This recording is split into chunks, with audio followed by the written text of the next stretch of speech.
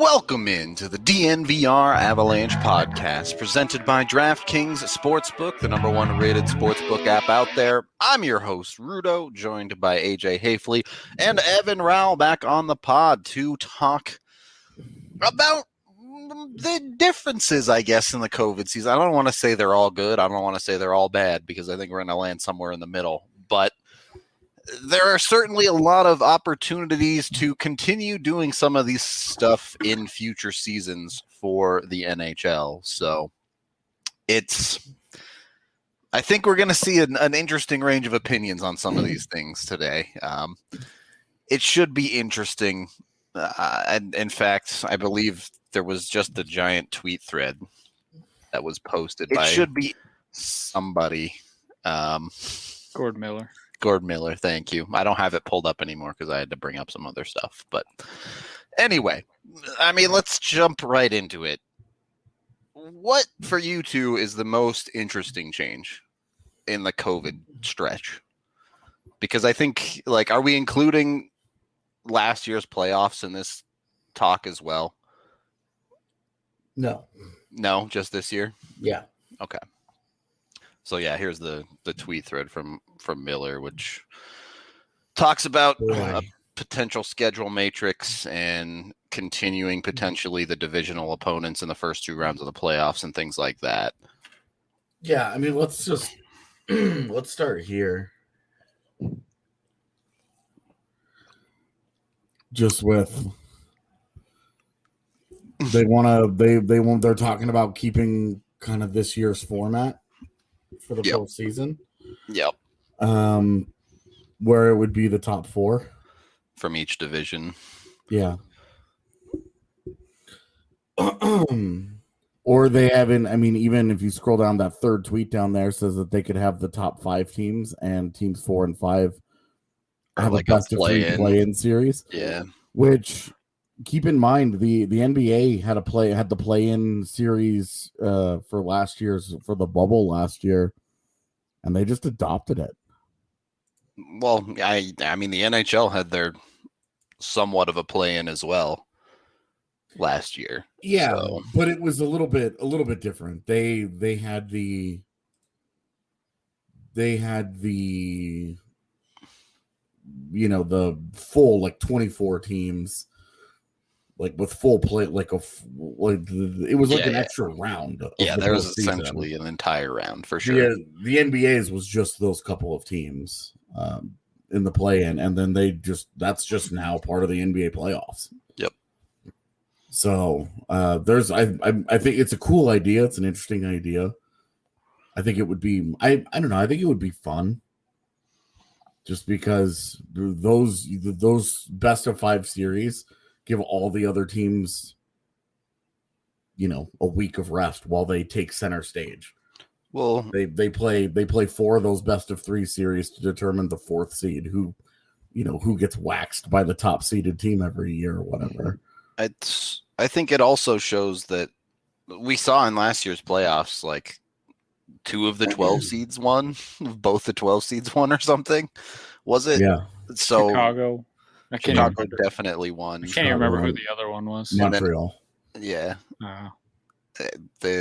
So anyway, the point being, they proved that like the lower seed of the play-in level-ish guys can absolutely win those rounds. So definitely I wouldn't mind that, expanding the playoffs. That'd be 20 teams, right? So if you're taking the 5th from each division. Yeah. I'd be fine with that. I wouldn't. The downside is does anybody really want to watch, if we were to do this year, does anybody really want to watch St. Louis and Arizona in the best of 3? Now, this year's a little bit different because they've already played 8 times. Yeah. Well, but, if you look at the other divisions, I think that there would be more interesting matchups. Right. Not only do I think there are more interesting matchups, I think us in particular are very acutely aware of St. Louis and Arizona. Whereas, like, personally, if it ended up being Boston and New York in the 4 or 5 in the East, first of all, Boston probably crushes that matchup. The East is the only one that would have a somewhat interesting matchup. I mean, Nashville, Chicago, right? Or would it be Nashville, Dallas right now? It'd be Dallas at the moment, yeah. Okay. Well, but at least I don't know. I think that could be fun. Evan, you don't seem very excited on this one. Like I think those little play-in series, I think they're cool, man. I think that they're fun, they're exciting. It gives one more fan base something to get amped about, and even if you lose in it, okay, well, you're out. I think the big bummer would be like if there's a huge disparity in regular season points. But I also think that this format is punishing to good teams. The 1 through 8 format always made sense. Because if you finish second, if you have a great year, you finish second, you're facing the 7th place team. It felt appropriate, like it felt good. This whole like trying to keep it in the division and 1 through 4, you look at the Central Division right now. It's a huge punishment for whichever team doesn't win that division. Yeah, they have to play a very good team. Yeah, I mean, Tampa Bay and Florida might lose that division to Carolina, have to play each other. Their reward is playing each other. Yep. Their reward for being outstanding in the regular season would be to play each other. And it's, like this is like everybody loves dunking on Toronto and the first round exits and all that, but like they've had great regular seasons just get washed away because they were victim of being in too good of a division. For sure. And so they end up with Boston in the first round and they get smoked, right? And it's like, oh well, this is kind of nonsense. Like I'm all for, look, it's a tough route. It's hard to win a Stanley Cup. It's not supposed to be easy. But it like your regular season success should mean something. And if that success just means that, they end up playing another team that has 100-point season in the first round, it's like, wow, this isn't first round loss doesn't feel good there for sure. Yeah, like you're like, okay, like you lose in the first round and it's understandable because you played such a quality opponent. why are you playing an opponent that good in the first round? Yeah. The regular season is becoming more and more meaningless, it seems like. And they want to make it longer. That's what I was just going to say, is like now their solution is let's just make it longer. Potentially their solution. I guess nothing's been finalized, but yeah, I mean, it could be a similar situation next year where it's like, okay, well, the 4 and 5 teams that we want to get in are both awful. Like, that's the solution, is just having these 2 awful teams decide who's in. Or like AJ said, one team is like significantly better than the other, but the other team gets a chance to upset them, making the regular season pretty much useless. Like, what was the point of having 82, 84 games if a 3-game series is just going to wash that away and you don't even get to make the playoffs? So yeah. Yes, no, I'm here for this. This is ultimately just leading to super tournaments. This is what I'm about. yeah, it's I don't know. This whole division thing is just, we'll get to it. I hate it. Yeah. Yeah. I mean, I do wonder about the playoffs, because for a long time the NHL has always pushed for things like 3-point games, and you can call it manufactured or not, but parity across the league. And parity has not been interesting this year in the NHL. Unless you are Arizona or St. Louis, the parity of the league just really hasn't been that interesting. Dallas has managed to make it interesting in the Central, but the East has been decided for a month. There's been nothing too interesting there. And then the North, I guess you can say Calgary's making it interesting, but are they really? They have an 8-point deficit to Montreal for the 4th spot in that division. Vancouver's the one that you keep an eye on there. That's fair. But there haven't been the close, exciting races with decent teams this year. It feels like you have a bunch of mediocre to bad teams stumbling their way into the playoffs. And so the way the division only schedule has caused that rift. Mm-hmm. And I think we would all agree that the division only schedule blows. Yeah. It's extra blows. Like, it sucks, and nobody wants to do this for 80 games. Doing it for 56 games one time is like, well, we can say we did it. Yeah. Had that experience and never do it again, please. Yeah, it sucks, dude. Like, eight games against the division opponent. It's just too many. You know, they had a similar format where you played against the division opponents a whole bunch several years ago.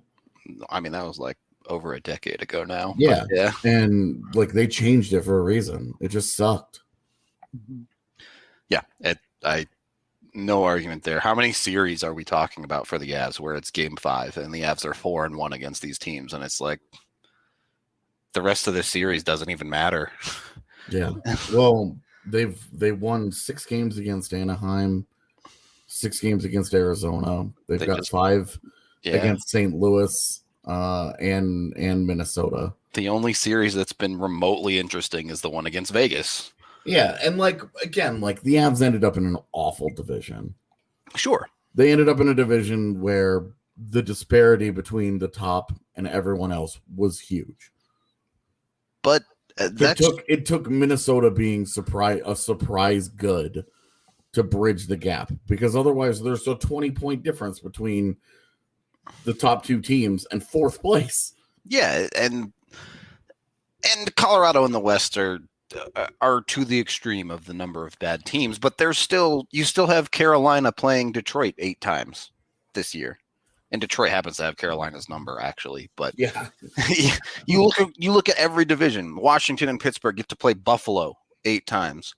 Toronto and Winnipeg are playing Ottawa 8 times. And it's just but the West has, like, yeah, sure. Colorado gets to play Anaheim and Los Angeles and San Jose 8 times. But even in the divisions that have a few bottom feeders and aren't completely weak through and through, you still have a dozen or more throwaway games in that division that just nobody cares about. So we agree, don't do this again. Even So if the Avs were in their normal Central division, it would still stink. Because you're taking out Vegas then, who's the only other good team. But you're taking out Vegas, but you're adding in Nashville and Chicago and Dallas. Like, you're adding in competitive teams. The Avs are still on the top of that division this year. You're adding in Winnipeg, who's second in the North right now, and would not be second in the Central. Like, Chicago has kind of fallen into what we all expected them to be, but but you're adding in a whole slew of competitive teams, and you're taking out all of these bottom feeders, like, and adding in Arizona, because Arizona comes in next season. Oh God. Robert, thank you so much for the big super chat donation. We appreciate it a ton. If you haven't watched our show from last night, highly recommend you at least go watch the second half of it, because they were good vibes from last night's show. Good feels. Yeah. So be sure to check that out. We appreciate it very much. I do want to talk about the other side of the schedule before we wrap up this first period, because we agree that playing your divisional opponents 8 times is crazy. Yeah. But playing 2-game, 3-game sets, I don't mind. I think that's pretty cool. I love it. I think it's the best schedule change that they have had this year. And I think it's something that they should absolutely work to bring back next year. Anything that minimizes the number of unfair back-to-backs, yep, I think is something that they should have to consider. But I definitely think that the 2-game series, for sure, you got to bring those back. I think they're great. It's the only good thing about this year. And I think the players would probably agree with that too, just to make lives easier for them on travel. Yeah. I mean, if they go back to what they were doing, you play 5 games against divisional opponents a year, right? So you just do the 2-game homestand, and then, or the 3-game homestand if you're the team that gets 3 games that year, and you just knock them out in one go, and then you're done. You don't have to travel to that place again. Super easy. Makes a ton of sense. The storylines are a lot more interesting, especially when a team is playing 3 games against each other. If they split the first 2, there's a lot more opportunity for cool stuff to happen. You get a little bit of that anger in teams when they have to play each other multiple times again. They get tired of playing some of the same dudes over and over. Helmets get thrown. You don't see it too much, like, early in the year. Sure. When teams, now that teams are in the 6th, 7th, 8th games against opponents, every face-off is like salty. Well, that's what I'm saying is, like, 5 games of this may be a good middle ground, because by game 8, everyone, both on the ice and watching it, is like, please just stop. Just let this end. Yeah, I think that the real question is, like, what do you do with the Eastern teams? What do you do with because I think that if you just played, you set it up so that you played, the Central teams would play the Pacific Division teams twice. Yep. And you would just have a set. Okay, they're there. It removes the idea. Chris, just watch the very beginning of the show, brother. It removes the idea of being in every city, every team visiting every city every year, which I know that the NHL values, but not necessary. I would agree that I don't think it's a necessary thing. I don't know why it's considered so valuable that, like, oh, you get to see Sidney Crosby once. You see him twice every other year. You see him once every year. Yeah. Is there a huge difference in value in that? Not in my opinion, but I don't know.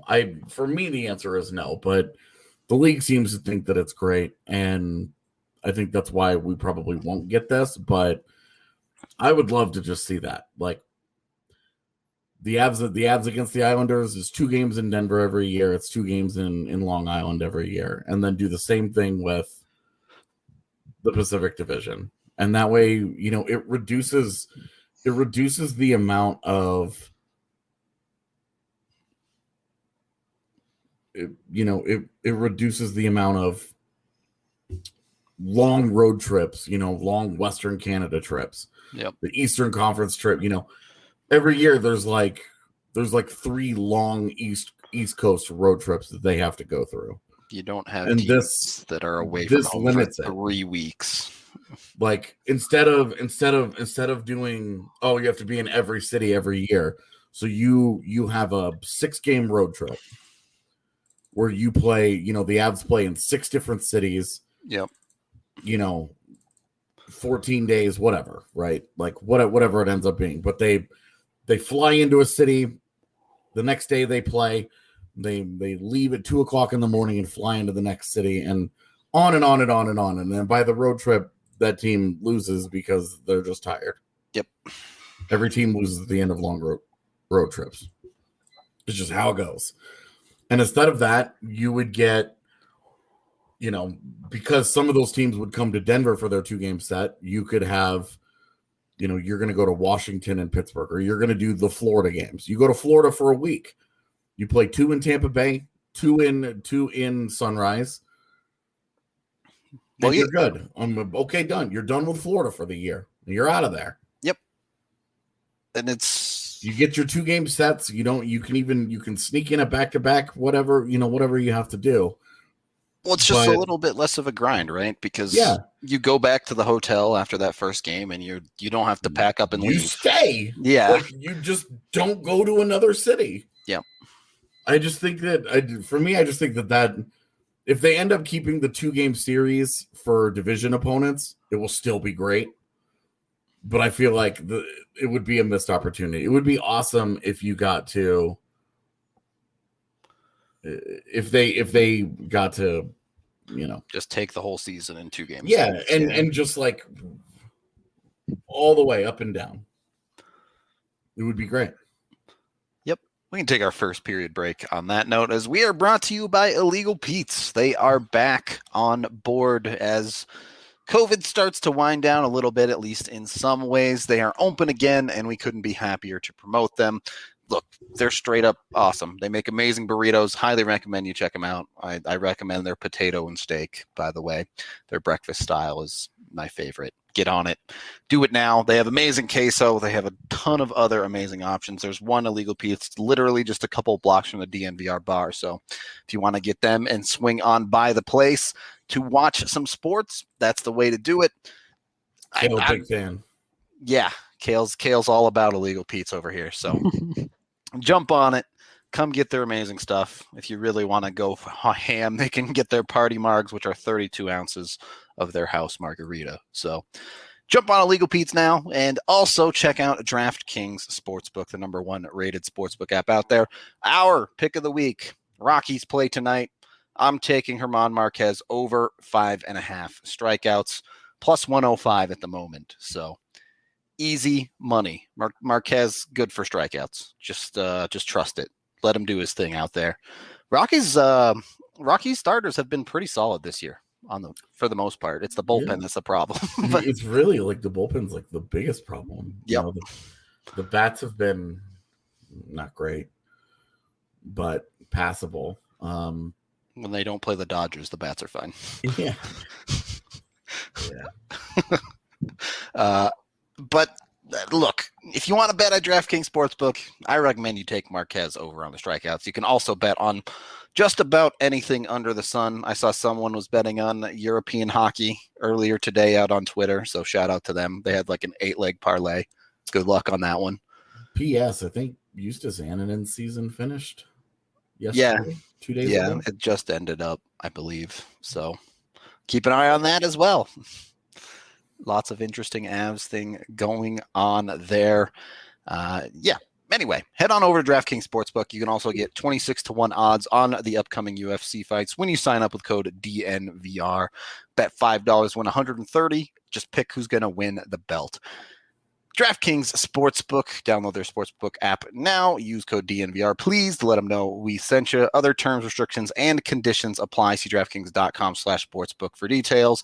When you sign up, you can get that $1,000 sign-up bonus. Must be 21 or older, Colorado only. Deposit bonus requires 25x playthrough See DraftKings.com/sportsbook. I think I already said that. Gambling problem, 1-800-522-4700. There we go. Also, be sure to sign up for a membership here at DNVR. Appreciate the $50 Oro, but that's just about enough to get you an annual subscription to DNVR as well, which I'm sure Oro already has. But for the rest of y'all, be sure to check it out. You can get the amazing articles from AJ and Evan. You can check out all of my video content as well as other things. Of course, the rest of our beats are amazing as well if you haven't checked them out. Join us in the DNVR lounge to talk every single day too. Second period of the DNVR Avalanche podcast presented by DraftKings Sportsbook. A topic I'm interested to hear your guys' take on in a non-COVID season.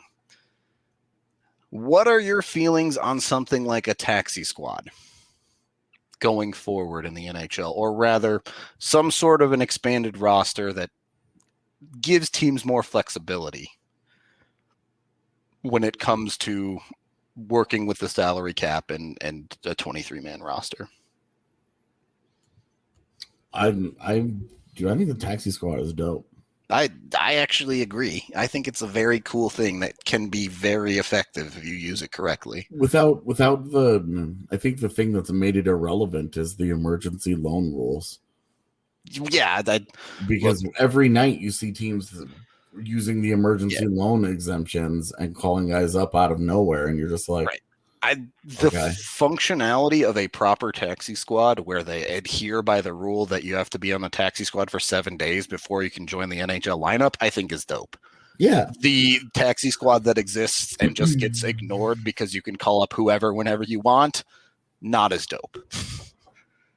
So I also think it's good for the teams, because to some of these teams, they go on road trips and they've got one guy, two guys, maybe, and then somebody gets hurt and they have to pull a guy out from the AHL. They have to pull him out of a hotel room at 11 o'clock at night and put him on he's got to connect 3 times to get to where he's going to be. And he shows up at 7 o'clock in the morning and he hasn't slept. And it stops some of that madness. It doesn't do that guy any good to get, do you remember when the Avs called up Pavel Francouz the first time?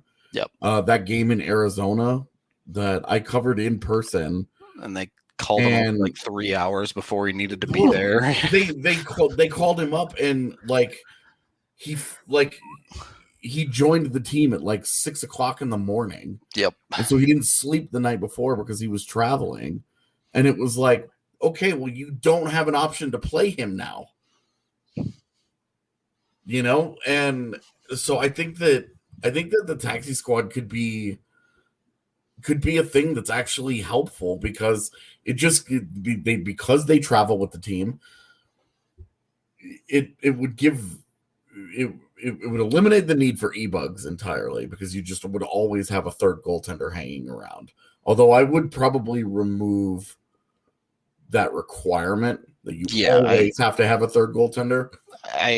I would remove a lot of the requirements. You probably would not require a minimum of 4 guys. You could run with 2 or 3 on it if you wanted. Yeah, I would think the taxi squad is probably more of a 2 to 4 player size of squad. But I think it gives personally, I just think it's better for the teams and it's better for the players, because instead of now being called up and having to travel and do all this crazy shit to join the team, you're already traveling with them. You're already practicing with them.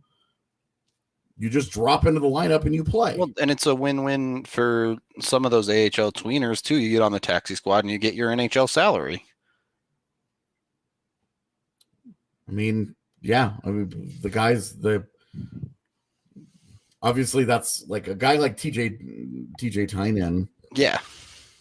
He's making $400,000 in the AHL. He's doing all right, but he's pretty happy. But look at someone like someone on an ELC. Let's not. Yeah, somebody that's making $70,000 in the AHL is making their NHL salary every day.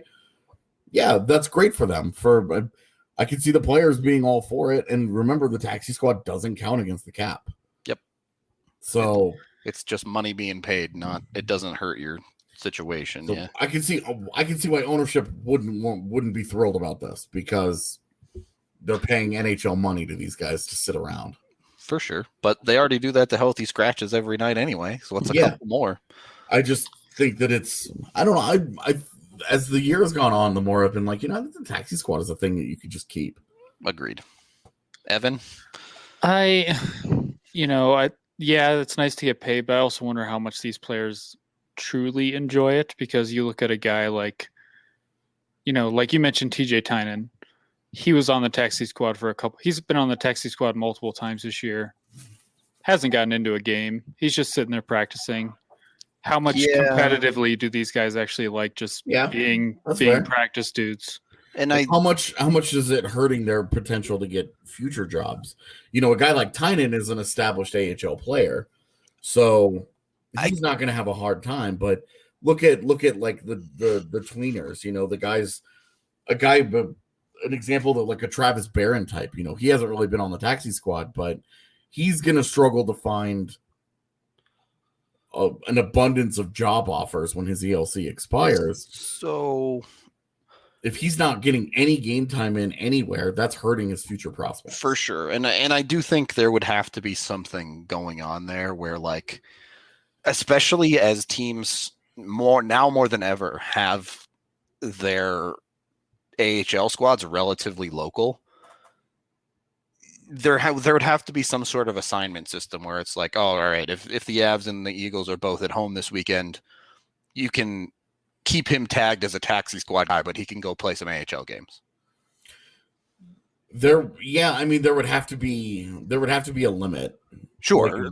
Like you can only be on the taxi squad X amount of time without playing in a game. Right. Like if you hit 15 days or whatever, you're eligible to go play an AHL game or something. That way it keeps it moving and it keeps guys in action, because having a guy that just sits there on your taxi squad the entire season, like that's not good for anybody. Yeah. Yeah, because you look at the way the Avs have used it this year. Like, what did they just do? Jason Megna was on the taxi squad for a couple weeks, and then as soon as like a spot opens up, they're like, "You haven't played in a couple weeks. We don't want to play you. Like, you're rusty. We're gonna call up Cowd and all those guys." Like, obviously, I think that's the right move, but doesn't that kind of suck for a guy like Megna? Well, and that's where the emergency loan rules get thrown out, and if you have to promote from the taxi squad comes into play. Yep. So that you can't bypass it like that.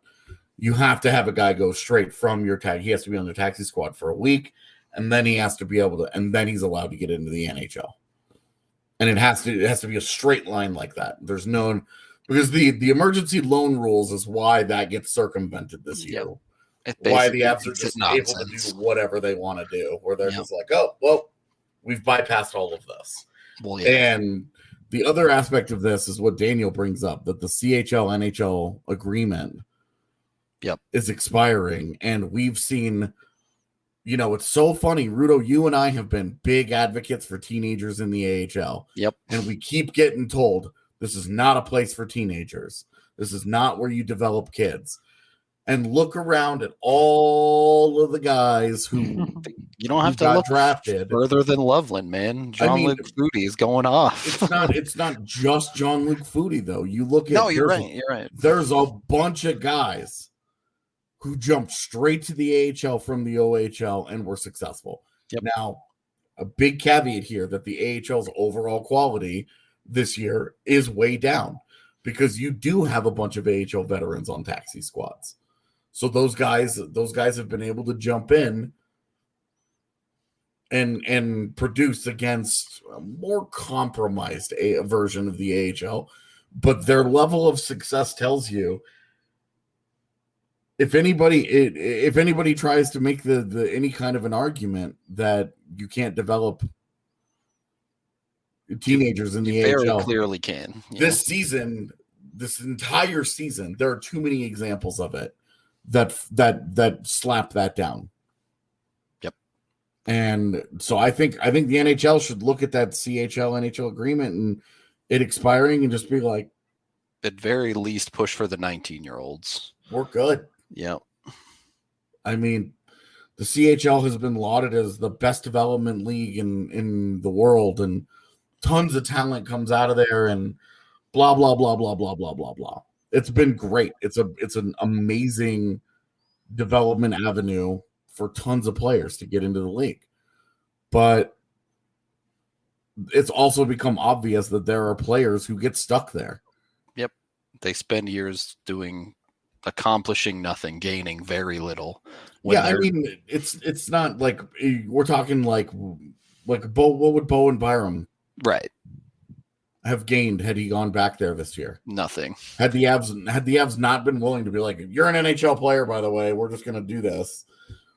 And he wasn't allowed to go to the AHL. Like, there's there are obvious examples. Like Jonathan Duran, how much would he have benefited back in the day from instead of hanging out and scoring 110 points again for no reason? Right. Yeah. Instead of that extra year where he just lays waste to the queue, he goes to the AHL instead. How much more does that benefit him? You know, in the long run, we'll never know because he got stuck in the queue. Yep. And I think this year has been, in a way, like the CHL's worst nightmare. Well, the OHL doesn't play at all. And all these OHL players go into the AHL right away as teenagers and find high levels of success. And it's not just the AHL either. We saw a number of OHL kids find success in European leagues this year too. Yeah. The ones that sought out play earlier in the year. So, I mean, Brant Clark is going to be drafted somewhere in the top 15, and he took his road show to Slovakia of all places. Yep. So yeah, definitely not a great look for the CHL as far as maintaining that agreement, but certainly not as is. Like if there clearly need to be some modifications to that thing. Yep. Because now what? Like Foodie goes back to the OHL for another year? Cool. That would be so much. What Austin Matthews did his draft year was so awesome. I wish more players would do that. Agreed. There are some weird rules about being able to play in Europe depending on age, but and that's part of the problem. Like, I truly believe if you're about development of the players, you should have as many avenues open to them as possible to get better, to get what they need out of a season. And the current CHL agreement doesn't accomplish that. Yeah. So that is what it is. We can take our second period break on that note as we are brought to you all by Gabi Insurance. That's gabi.com/DNVR. Head on over there and check out your home and auto insurance. Pretty much guarantee you'll save some money from them one way or another. The average user saves $961 from them. So just check it out. It's completely free. You can get your info in there and see where you can save money yourself on your insurance. Highly recommend it if you haven't checked them out yet. It's free money in your pocket, just waiting there for you to take, basically. So jump on it. Check them out today. We're also brought to you by Chevalier Mortgage. Both Mike and Virginia have been in the business for a long time now, and you can hit them up online at dnvrmortgage.com, where you can get a free consultation as well as your chance to win some free DNVR merch. So check them out today. They will get you not only a great rate on your home loan, but they look at your full financial picture, as Mike is a certified financial planner. So it's coverage, top to bottom, everything you need when it comes to the home loan market. Check them out today. Again, dnvrmortgage.com, or you can call Virginia directly at 303-257-6578. Michael Chevalier, NMLS 1931006, Virginia Chevalier, NMLS 1910631. Last but certainly not least, we have the Colorado Exos, who won again last weekend. They are now 4-1 on the season over in Rugbytown, USA, at Infinity Park in Glendale. Now the home of the USA men's and women's teams. They're trying a new experiment here with the Colorado Exos, taking athletes from backgrounds including football, basketball, baseball, wrestling, soccer, track and field, athletes with the necessary skills to excel at rugby, including a few former professional NFL players. So these guys have talent. They're trying to teach them the game of rugby and create a winning team, which so far, so good. You can check out more about them at Infinity Park in Glendale. And of course, be sure to follow DNVR Rugby on Twitter and our man Colton Strickler as well, who takes you behind the scenes with locker room interviews, many things like that. Has 101 pods as well for those that want to learn the game. We regularly do watch alongs as well.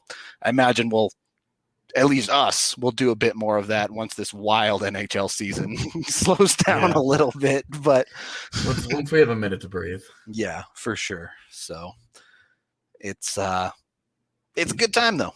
Definitely check it out. Third period of the DNVR Avalanche podcast presented by DraftKings Sportsbook. Anime got his Bo jersey and the Four Norsemen shirt. You love to see it. Fashion show at lunch. Yeah. Beautiful.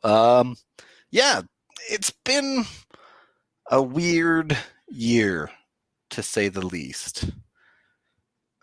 Are there any other specific changes that you guys wanted to touch on? I guess I would love a shorter season, but yeah, that's never happening. 82 is a lot, man. I think this season has shown like 65, and I'm good. Yeah. Like I could go for a little bit longer, certainly more spread out than this. But like somewhere in the 60s, it's like, okay, I think I'm set. I used to love the 82 game season, but as I've gotten older, I'm like, I don't have time. 82 games is just too much. Like, I mean, there's just too many meaningless. Like, we're already seeing meaningless games at certain points too. In a regular year, like you hit March, and how many teams' games just don't matter. Yeah, like they're just playing for a draft spot. So, and then they sit out their best players. Like Detroit's just like Larkin's done. Yeah, like they don't want to risk injury for carrying over into next year, and so they're just like, okay, play, send in the clowns. To answer Pin King's super chat, something like an NFL practice squad, not really. The NFL practice squads is kind of own crazy thing where it's similar. It would be a lot smaller. It would, you can't sign people off of other people's practice squads either, though. Like it's a little bit different in that regard. Yeah, and they don't have a development league to go. Yeah, right. Play in. Yeah. Those guys are literally just practice dudes. I mean, some of them find their way onto the NHL or MLB or NFL teams, whatever. They all have practice squads, all right? I guess MLB calls it the taxi squad, but whatever. There are, I think, a lot of negative things to take out of a season like this as well. I've hated it so much. Yeah. Things that it's like, please don't do this again. But yeah, I mean, I'm excited for the postseason because it'll be the first time I get to watch extensively other teams. Yep. My gosh, though. Yeah, I was told you guys before, I've watched less hockey this year than any other year before in the NHL, just because I don't want to keep watching these same teams play each other over and over again. I mean, I do think part of that is the condensed schedule, right? Because the Avs will play, and then they have a day off, and it's like, all right, this is the day the Avs are off. I'm going to take the time that I have, and then the next day the Avs will play. So there's never that second day off where it's like, all right, let's see what's going on with other random teams around the league. Yeah, well, especially this year, because it's like the late games are always the ones that I like watching, and it's like, oh, I've seen these teams a million times. Yeah. I don't want to watch Anaheim, San Jose play pretty much ever again. Like I would be fine never seeing Anaheim ever again. So yeah, and then you get the Eastern teams. Like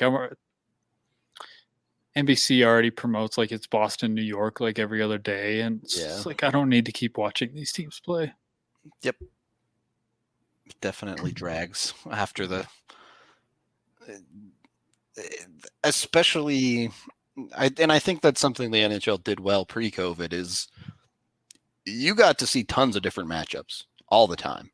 Like if you're watching just random teams, this interdivision thing, it's like oh, come watch these two teams play. It's like, well, I've seen them 4 times already. Why would I continue to do this to myself? So I do think it makes it significantly harder to branch out and get interesting games in that regard. Maybe that's what's just going to make the Final Four so much more interesting. Is you like haven't have seen no these idea. teams play Yeah. at all this year. Yeah. This is actually going to be interesting. It's definitely going to be interesting because, like, we all talk about whoever comes out of the Canadian division is going to face an actual NHL defense for the first time this year. What's that going to be like for them? You know, what a culture shock. But, you know, if Toronto comes out of that thing, that's such a high-powered offense. You know, there's only one Austin Matthews out there having the kind of year that he's having. There's only one Connor McDavid out there having the kind of year that he's having. If one of those guys comes out of that thing, I mean, you're going up against an NHL defense. Yeah, but other teams are going up against that for the first time too.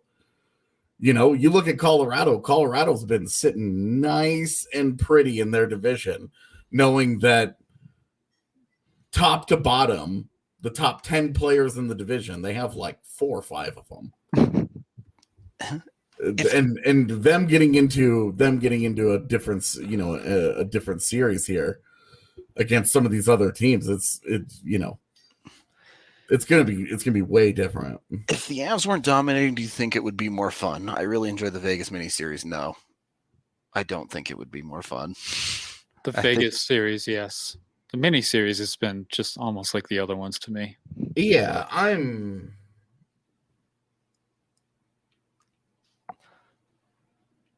The Vegas games have legitimately been just like good hockey. Yeah, they've been and like.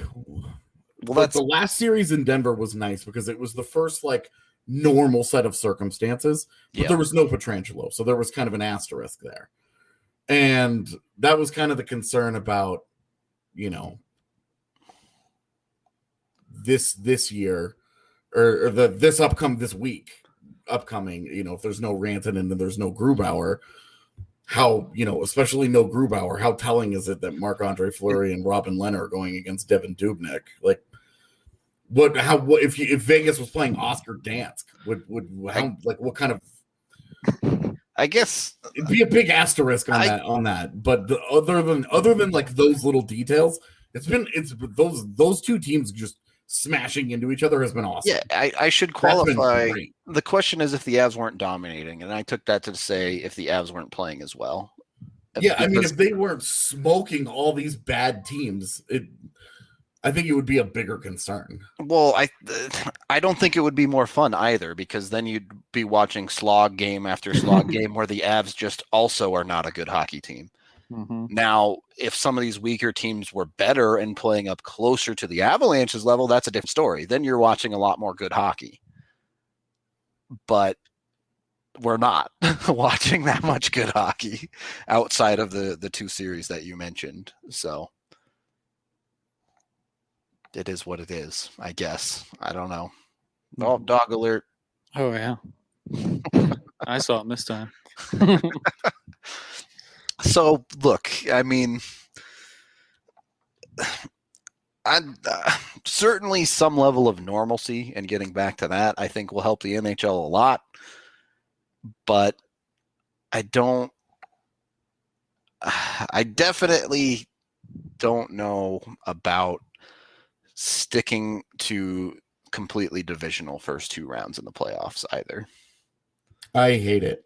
Because you want to see something new and interesting. You just 1 through 8, just 1 through 8. This whole forcing rivalries and all of that stuff.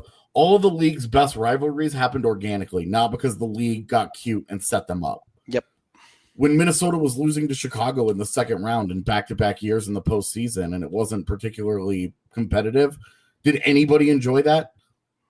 Was there anybody having fun other than maybe Chicago fans because they knew they had it in the bag? I mean, I kind of enjoyed watching them fail.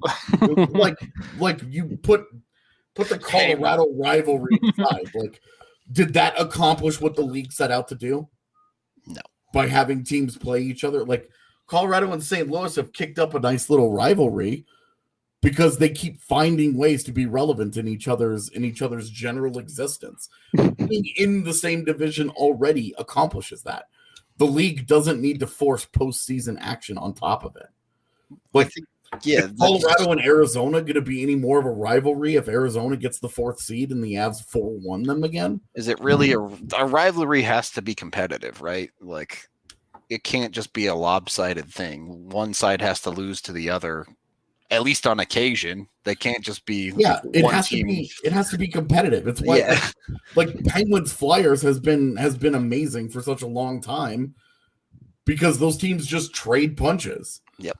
You know, it's been a while since the Flyers got some in, but you know, like it's like Caps Penguins was all good and well at the start of it because it was like Crosby, Ovechkin, and then Penguins dominated. But then the Caps lost every year, and it was like, well, this isn't that much fun either. Yep. You know, but when the Caps finally did win, it was tremendous theater. It was like, oh my God, they slayed the demon. They finally did it. Yeah, it's tough. It's certainly tough to manufacture that kind of feeling, though. Those are the types of things that just happen organically. Yeah, like you have to. Like, they didn't need to be forced into a same division. Those teams just kept finding each other. Yep. You know, Boston and Toronto isn't any better because the league keeps making them play each other. You know, because the league set up a scenario where they just happen to continue to play each other in the first round all the time. Like, it's not better because of that. It's not more fun. Yep. You know, it's always giggle worthy when Toronto loses in the first round, and you're like, nah, Toronto first rounds, right? Like, it's like one of the hockey memes. But the league didn't do anything there. Yeah, agreed. To be honest, wouldn't that rivalry, if you want to call it that, be even more interesting if they occasionally met in the second round instead of the first? It was like, and yeah, I mean any round, right? Like, yeah, it doesn't have to be the first round ever. It's just them continuing to force it, and to be honest, like to be honest, like it ruins some of the fun when you do force these teams to play each other in the first round. Yep. Because the stakes are automatically lower. If you know what, if Boston and Toronto have found their way to an Eastern Conference Finals, wouldn't that have been significantly more interesting than 3 straight years of first round? Yep. Like, just 1 through 8. And 1 and 2 have to be division winners. They just have to be. Yep. You have to get a reward for winning your division. That's totally fine. 1 and 2 take division winners, and then just go by points through the rest of the conference to 8. Good. If you want to throw a 9 to play in the 8th seed, sure, whatever. But yeah, I mean, I like how the NBA did it, where it's like the higher seed only has to win 1 game, and the lower seed has to win 2. The old losers bracket format. Yeah, like it's that way the regular season still matters. Like, there's still reason to finish in the higher seed. Yeah. If you do the best of 3, then it's like, okay, like, yeah, sure, they get home ice advantage, but if you did a you know, all right, you go home ice advantage and they only have to win 1 game, you go full NA Star League and you play a best of 9, and if the loser wins it, you have to play another best of 9. What an awful format! Best of 9. What is the purpose of that? Well, StarCraft games happen a lot faster than hockey. Yes, they do. Well, best of 9's only. I mean, those are still long. The second best of 9 gets a little out of control, but just sneaking onto camera. Mm-hmm. Your dog's a star now. He's asleep already. Wow, I wish I could fall asleep that fast. I thought you said star, like in their Chinese hockey league, some star. I don't know. Oh, probably. And you said StarCraft. I was like, oh, okay. That makes a little more sense than like a hockey team playing a best of 9 series. Oh God, yeah, that would be painful. Yeah, that's like when I asked McKinnon. I was trying to get his opinion on 8 games or whatever. Well, I was trying to get his opinion on like going to a city twice, playing games, and being done with it to make it easier for travel. And he thought I was asking, "Do you like playing the same teams over and over again?" And he just like immediately changed, like, "No, I hate it. I'm sick of this." It's like, all right, I'm with you there, but that's not what I was asking. Well, you tried. Yeah. Chat wants to know your doggo's name. His name is Hamlet, like the Shakespearean play. All right, there you go. Now you know. Yep, he's a furball. So we can move into our final thoughts here. The general consensus seems like we're all ready to at least go back to normal divisions in the NHL, a more standardized regular season, even if we do want it to be shorter. But maybe add in the 2-game, 3-game sets. Mm-hmm. Yes? Yeah. All right. So not too many major changes for us, but No, I don't need to be. Hockey's great. agreed. Shorten the regular season, give us some series, give us the 2-game series, and let's a taxi squad, and let's roll. Let There you prospects play in the AHL. NHL, we're available to be hired for the front office anytime. Yeah, I mean, Are you someone's son? Then no, you're not available. Someone in the league's son. all those guys. I mean, you look at the next like wave of Colorado scouts. It's like, yep. the guys showing up at Avs games. It's like, boy, there's a whole lot of juniors on the, this list. the son of Sakic and Bates Battaglia, and it's like, okay. Well, the way she goes, I suppose. Old boys club may never die. Oh, it definitely. It just cycle continues forever, brother. Yeah, for sure. On that note, we're going to wrap up today's podcast. Hope you all enjoyed. Thank you so much for watching, listening, however you consume it. Be sure to like and subscribe if you are watching here on YouTube, as that does help us out a ton. If you want to know when we go live, you can hit that notification bell as well to find out every single time. Yeah, Avs play tomorrow afternoon, so you get an afternoon pod from us on that one. Should be fun. Should be a good, fun little weekend. Thank you, everyone, and we will see you guys tomorrow.